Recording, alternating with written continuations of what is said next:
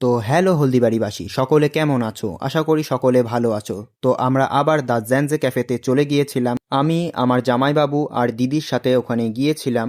যদিও এর আগে আমি একটি ভিডিও বানিয়েছিলাম, সেখানে পুরো ইন্ট্রো আমি করে দিয়েছিলাম দ্য জ্যানজি ক্যাফের।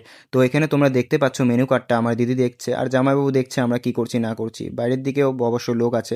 আর অবশ্য আজকে সত্যি বলতে অনেক ভিড় হয়েছিল দ্য জ্যানজি ক্যাফেতে। দেখতে পাচ্ছ তোমরা যে প্রচণ্ড ভিড়, জায়গায় নেই বসার, অনেকজন তো ঘুরে চলে গিয়েছিল অবশ্য। তো আমরা কফি অর্ডার করেছিলাম, প্রথমে কফিটা খেলাম, তার কিছুক্ষণ পরেই আমাদের সামনে আসলো চিকেন পাকোড়া, দেখতে পাচ্ছ এখানে, যার দাম হলো 60 টাকা করে।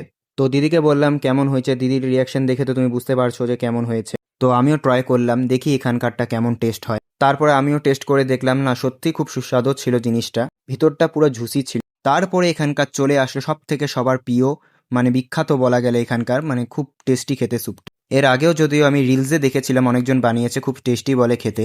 তো দিদিকে আবার বললাম, কিরে স্যুপটা কেমন হয়েছে? দিদি বলল খুব দারুণ হয়েছে। তো আমিও তো এটা খেয়েছি, মানে ভাষার বাইরে এতটা টেস্ট হতে পারে স্যুপটা। মাটন স্যুপ এটাকে বলে। আর এখানে দেখতে পাচ্ছ কি সুন্দরভাবে মাটন স্যুপটা এরা মানে বানিয়েছে আর কি। আমার তো খুব ভালো লেগেছে, আর জানি না তোমাদের কেমন লাগবে। আমি তাই আরেকবার খেলাম ভালো করে।